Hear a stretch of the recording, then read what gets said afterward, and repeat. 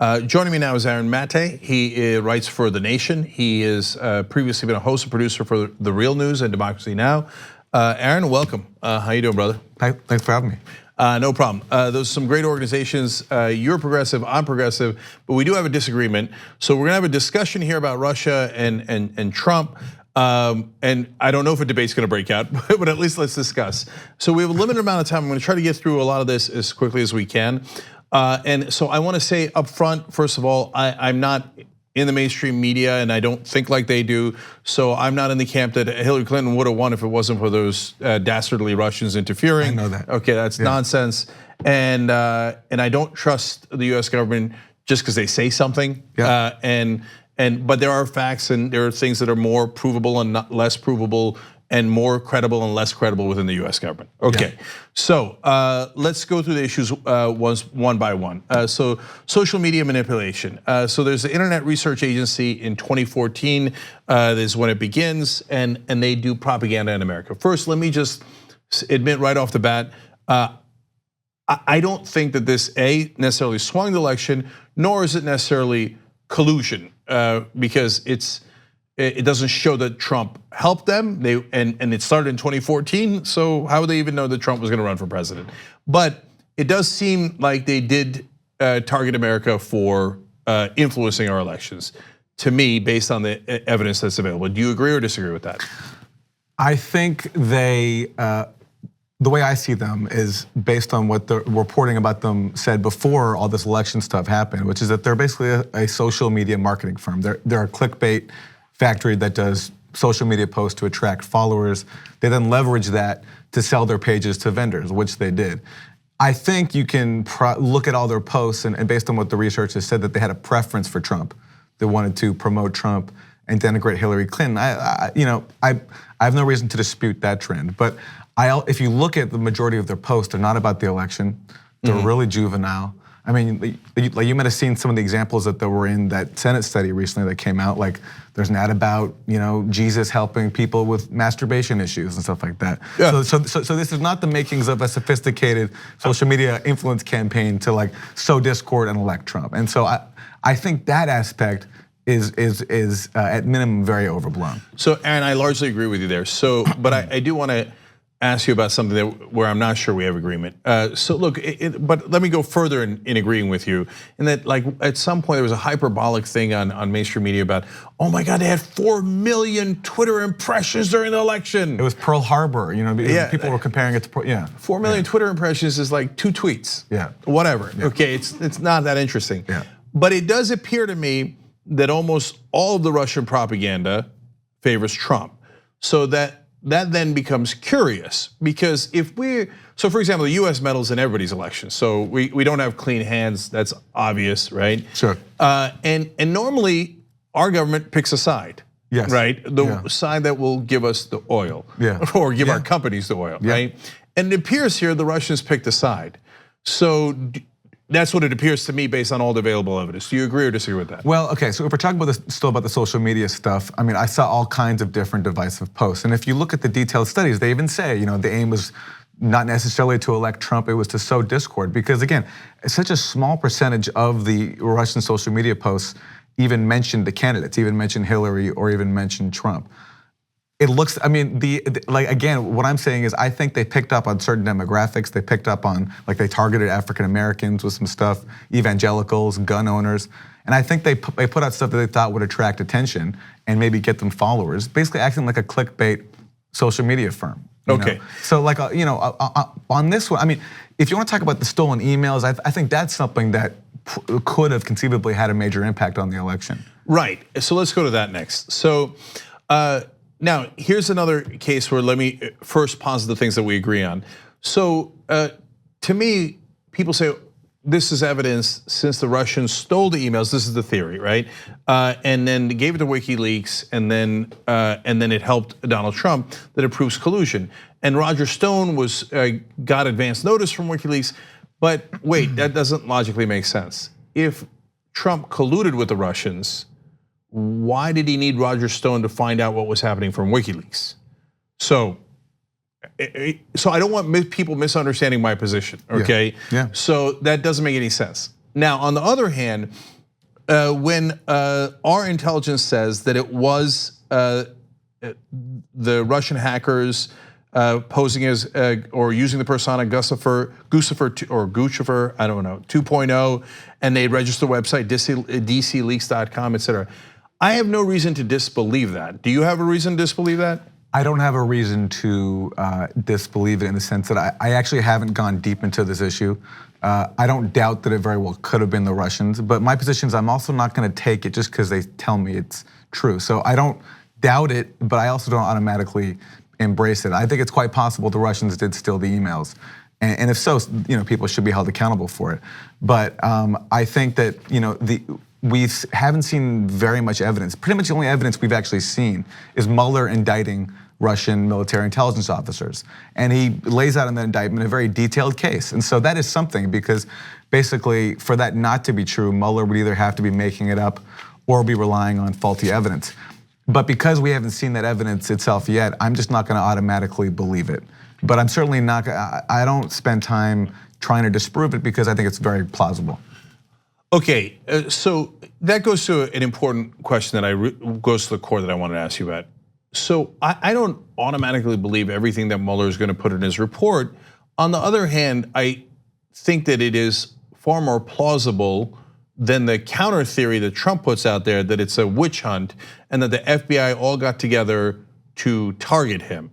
So I'm curious what your take on that is. Well, I wouldn't use the term witch hunt, but I think based on everything we've seen so far, I think you can make a case that whoever launched this investigation and whoever continued it did act in an overzealous way that wasn't politically motivated. I mean, like Andrew McCabe recently in his book tour, he has made no allusion to there being any evidence of a conspiracy between Trump and Russia.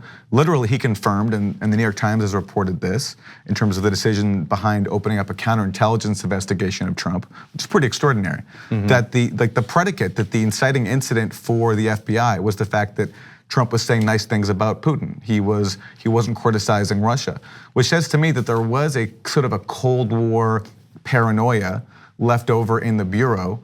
And rather than considering the possibility that Trump was just carrying out the policies he was elected on, he did campaign on better relations with Russia, that they saw that as suspect enough to open up a counterintelligence investigation. And they weren't alone. Even during the campaign, the entire national security establishment kind of freaked out because he was calling for not just better ties with Russia, but Trump was also talking about scaling back foreign wars. And he sort of won over a segment of the population that was against foreign wars, the segment of the population that I think was most impacted by foreign wars because it's poor communities that have to fight those wars. And whether you think Trump is being sincere or not, I think he's a con man. I think he conned the country into thinking that he was anti-war. But that was what he campaigned on, along with better relations with Russia. And I think those two aspects freaked out people inside the FBI, as I think McCabe has just confirmed. Okay, yeah, so we don't agree on that. And so I think that when Trump went around attacking our NATO allies, which certainly helps Putin and Russia, and seemed to, here's another point that even before we knew any of the rest of this, made all of us raise our eyebrows at the time, and we're on the record and it's in the videos. Why did they change the GOP platform? Well, there we go. Let me address that because that's a huge thing, and that's a story I think that's been blown incredibly out of proportion. Now, one indication I think of how wrong people have gotten on this is that look at Trump's actual policy once he got to office. Trump did something that Obama would not do. He sold weapons to Ukraine, which Obama resisted doing. Everybody wanted him to do it, but Obama said, you know what, I don't want to further inflame this already dangerous proxy war because right now the US is engaged in a proxy conflict on Russia's borders in Ukraine. Trump came to office and I personally don't think Trump wanted to, based on his public statements and wanting better relations with Russia, but Trump sold those weapons. That was his decision. And so in office, he takes a much more hawkish position than Barack Obama did. But only on that issue. Well, okay, so I grant you that issue, but on other issues, he talks to Putin and 2 weeks later we're withdrawing out of Syria. Now I love that we're withdrawing from Syria, but that's one of 1,000 convenient things. Okay, then we get to the issue of the NATO allies constantly saying not only, hey, do you have to pay your bills, but we might not protect you, which is exactly what Putin would want.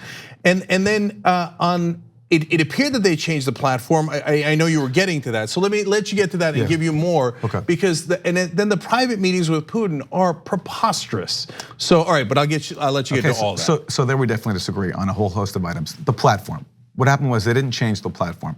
You had one delegate from Texas, and this is why, see, it's been tough because I think our media has gone a certain direction on this, and it takes to sift through it takes forever, and it's kind of boring. But the facts are there. The platform was not changed. What happened was there was an amendment proposed by a Republican delegate from Texas who wanted to talk about sending lethal arms to Ukraine. Some Trump people got involved and they consulted, I think, with the campaign. And they decided that they didn't want to go that far. So what they did is they rejected an amendment calling for lethal arms for Ukraine. But they still kept in a language calling for appropriate assistance to defend Ukraine or something like that, which if you compare the final Republican platform to the Democratic platform, the Republican platform is far more hawkish on that issue. So this platform thing is an example of a story that has been blown way out of proportion, not based on any, I think, actual facts, but because it serves a propaganda purpose. Yeah. It serves a narrative, and so does everything else about Trump and Putin. The fact is, when it comes to selling weapons to Ukraine, ripping up the INF treaty, bombing Syria twice, which Obama never bombed the Putin's ally in Syria. Trump has twice. But you know that he gave them warning ahead of time, which I don't disagree with because I don't want to start a war. But you think Putin and they bombed pretty useless part of the airport. Again, I don't mind it because I don't want a war. But if there's a friendly bombing that exists, that was it. We'll disagree and on the on that. sanctions, We'll disagree on that. Yeah, that's okay. And on the sanctions, it passes 98-2. Trump says, I don't want to do the sanctions. And he says, now look, don't get me wrong. I love the idea of doing sanctions on Iran, right? Yes, he does. And North Korea at the time, right? Yeah. But he says, but on Russia, I don't want to do the sanctions. And then he delays it for a long time, even after he was supposed to put them into, why? Why delay the sanctions? Well, first of all, I think I can imagine a whole bunch of reasons. First of all, he campaigned on better relations with Russia. This is hurting his ability to do that. And just because he doesn't want to be. Do you think he really cares that much about policy and his promises on the campaign? He also promised universal health care coverage. Listen, that is true, and I think he's a con man. So I don't pretend to know what his motivations are. I don't think, though, we can say that objectively his policies have been softer on Russia. Look, on top of what I mentioned, so there's Syria, there is the INF treaty, there is even NATO. He also bullied NATO members into spending more money on NATO than they were before. He also bullied Germany into not doing this Russian gas deal, which is a huge deal to both Russia and Germany. In Venezuela right now, he's trying to launch a coup, which Russia is heavily invested in because Russia has a huge stake in Venezuela. So I think that, and I have a theory, so we're gonna get to that right now, okay? Because I agree with you guys that it's not black and white, and I don't live in that black and white world. So there are some things that he's done, for example, Venezuela, where that is not purely in Russia's interest. In fact, it would arguably against Russia's interest, right? So then in my opinion, is he doing the things that he's doing that favors Russia? It's things that usually touch the oligarchs, like the sanctions. So I don't know if he knows who's making money and not making money in Venezuela, but he knows the sanctions are hurting the oligarchs. And the oligarchs are all connected to Putin. So to me, and this is a huge misunderstanding, part of why I wanted to have this conversation. I can go on and on about the election, but I actually think that the collusion in the election is a very hard case to make. I mean, look, you go to Manafort. Well, Manafort had other dealings with the Ukrainian oligarchs, and I believe some oligarchs connect to Russia. We can disagree about that, but overall, that might be, I mean, I would argue, why did he pick Manafort out of all those different people? He picks another pro-Russian guy, but overall, most of Manafort's crimes are not related to Trump. Okay, none of them are related to Trump, pretty much. And also, Manafort was not even pro-Russian. Like, we could have a whole discussion about that. But actually, Manafort was working in Ukraine for Yanukovych. And if you look at what Manafort was doing, he was trying to lobby the US and the EU to accept Ukraine, which is the exact opposite of what Russia wanted, and that's what he was paid to do. So his connections to the Russian oligarchs, I think, are clear, but that's okay, we disagree on that. But again, it's not the main event, right? Because I think that the Democratic establishment and a lot of people in the media, Rachel Maddow, have overhyped the collusion in the election, okay? Yeah. But what I'm concerned about is Donald Trump's deep ties to the Russians throughout his business career, which I'm worried has affected what he has done in office. So for example, the Russians, they do the Trump Tower meeting, so Don Jr., Manafort, Kushner go there, but the Russians don't give them any information. Now, Donald Trump Jr., upon hearing the email that the Russians are going to give them information, goes, I love it. Yeah. Incredibly stupid thing to say. That would have been collusion, but the Russians didn't give them the information. I think that gets them more compromising information on Trump. But let me say, Jack, I don't think it would have been collusion because again, the email was written by who? A music publicist. Who, but saying, I will connect you with Russian officials, and he goes, and they will give you information on Hillary Clinton. They have compromised. That would be a crime. There is no such crime as collusion, but there is a crime of conspiracy. There's a crime of taking money from a foreign government while running a campaign, and that certainly would have violated both of those if they had gotten the information. If that's the case, then the Clinton campaign is guilty for taking dirty information from Ukraine or from the Steele dossier, right? Like the Clinton campaign paid for the Steele dossier. That got foreign dirt allegedly on Trump, including. No, but they didn't donate it, Aaron. So look, the Clintons have an enormous number of problems, and they're intertwined with a lot of governments. And if you're going to question them on that, I'm largely going to agree. But they paid for the Steele dossier as opposed to it being donated to them. That's why it's not a. So that's legal? No, it is because it's not a campaign finance violation. I see. Okay. Okay. So it's just different laws in that regard. Okay. Okay. But so to the point of what the Russians might have on Trump, which is my thesis, not Rachel Maddow's, not the Democratic establishment, et cetera. Now, we know that the Russians have put a tremendous amount of money into Trump's properties throughout his career. So Russian nationals, you say, have put a lot of money into Trump properties. Okay, for example, to answer your implied question, 63 Russian billionaires have invested nearly $100 million in several Trump properties in Florida alone, according to Reuters. So if you say to me, random Russian dudes are going and they have 11% of Trump properties in Florida, maybe they like Sunny Isles, right? That's not a big deal. If you tell me 63 Russian billionaires have invested in any property, I'm gonna look into money laundering, okay? There aren't any oligarchs at this point not connected to Putin, and there aren't randomly investing in properties in America. The Chinese do it, the Russians do it, the Saudis do it. It's money laundering. I don't have the factual basis to dispute how out of the ordinary it is that these Russian billionaires, as you say, have money in Trump properties. I haven't actually looked into that. I know that US imposed shock therapies helped create this class of Russian oligarchs. A lot of whom are then parking their money overseas, by the way, which Putin has been trying to fight because Putin wants their money at home. If you say that there's an unusual amount invested in Trump properties, then yeah, I think I guess you can make a case there for potential money laundering. I just don't know, I wouldn't be surprised if many people around the world launder their money through Trump properties. And I'm not particularly more alarmed by them being from Russia than I would be if they were from any other country. Yeah.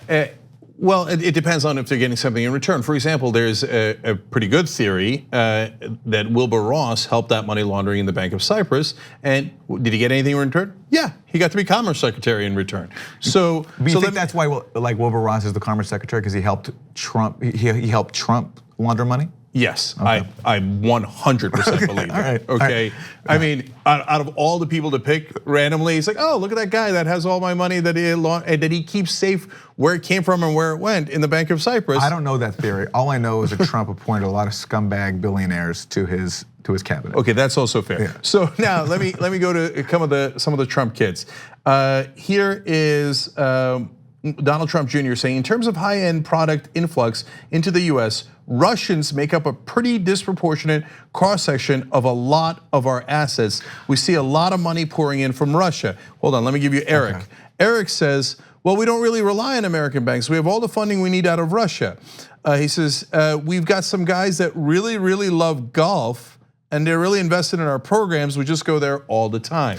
Now, do you really think that the Russians love golf, or perhaps there's another reason why they're giving so much money into Trump properties? Well, it very well could be then that they need a place to park their money and they're laundering money there.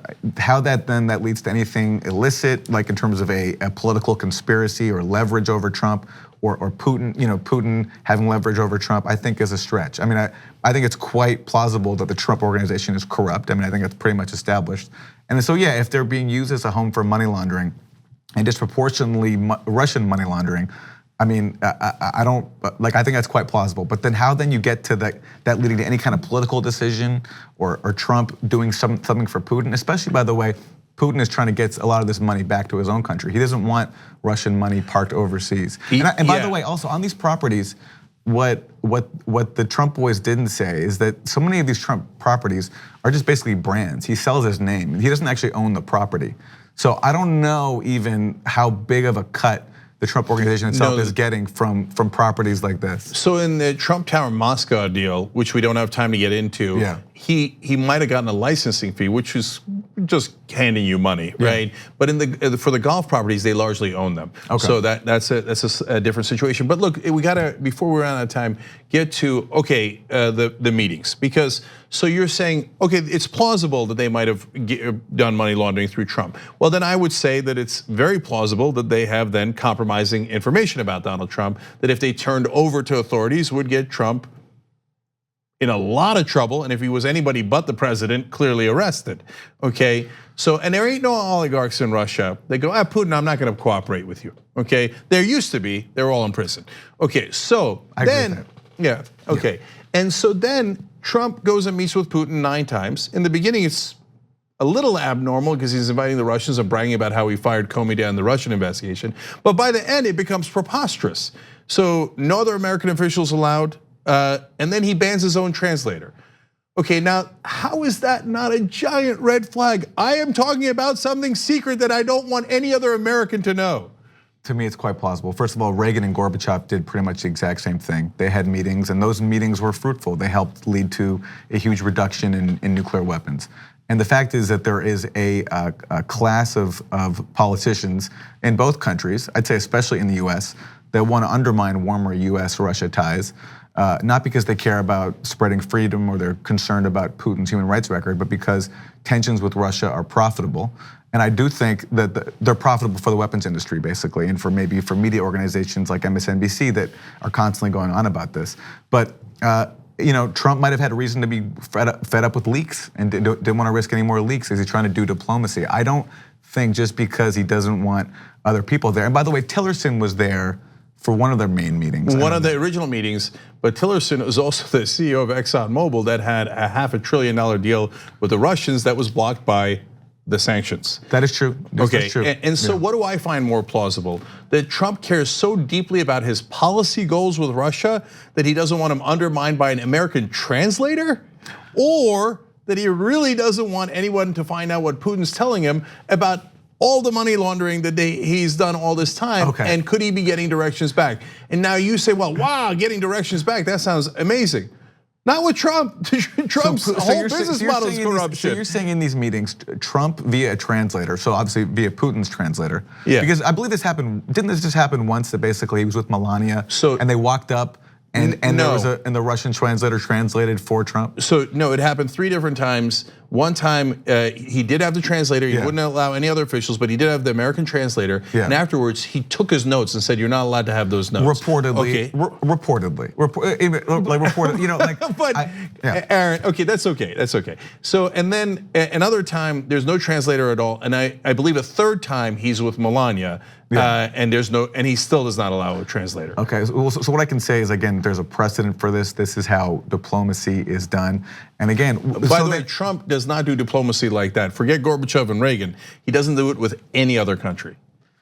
I don't know. Listen, so you're saying there's no other country where he has not met where he bans an American officials or an American translator? Well, there's also no other country where he's being accused of being an agent of that government and where that government's being blamed for giving him the election. But Aaron, if you were accused of being an agent of pick a country, right, Botswana, and you said, I don't want any American translators when I talk to the leaders of Botswana, wouldn't that attract more attention. Okay, let me ask you a question. Were any of these meetings substantive? Like any of these meetings where the translator was not there, were they beyond brief conversations? Because I know that there's a dinner. There's a dinner where he goes up to Putin and he says they talk about adoptions, right? Yeah. Which I'm sure they talked about more things. But it's like, so you think possibly in these meetings then Putin is giving him orders, like he's telling him what to do? Yes, absolutely. You go like this. Okay, so I can't prove that wrong because I'm not there, right? So okay, that's fair. You know that's fair. So, like, of course, that's the whole point. And that's the problem with this whole thing. Like you can't disprove a negative. And so it's like I don't know. But what I can look at Trump's actual policy, his actual policy I see is far more hawkish than Obama's was. And that's why, part of the reason why I find this Russia-Trump conspiracy thing so dangerous is because in a bid to prove it, to substantiate it, we're ignoring what is actually going on. And what's actually going on is very dangerous with nuclear tensions high, and with a coup right now being attempted in Venezuela. And where are we on that? Yeah, but we at the Young Turks are not ignoring any of that. So, I know you're not. Right, look, we gotta wrap up, but to me, in only the Russia case, saying I do not want any other Americans in the room, given what appears to be his long history of money laundering with the Russians, put aside everything else, and the fact that it appears to me that they have that compromising information on him, and then he says I'm gonna meet secretly with Putin is disastrous and unprecedented. Let me say quickly then, if Mueller actually indicts Trump on anything or makes any accusation that the Russians do have something on him or that he engaged in money laundering, I will totally concede your point. But my problem is in the absence of any so far charges around that, not just now with Mueller, but even before Mueller. I mean, Trump was never accused of this before. Now all of a sudden we're concerned about Trump being compromised. In the absence of evidence of it or of an indictment, I'm not gonna buy it. I'm just not. Okay, well, we're gonna have to leave it right there. And what I'm deeply concerned about is that Mueller did not go and investigate the money laundering. If he just comes in with a conclusion about the election, it is going to be, as they have said, anticlimactic. And so somebody look into the money laundering, it's right there. Adam Schiff says he is, so you're in luck. Okay, let's hope so. All right, Aaron, thank you for the conversation. Thanks I appreciate it. Okay. Like what you see? Click the subscribe button below and don't forget to ring the bell to never miss another video from the Young Turks.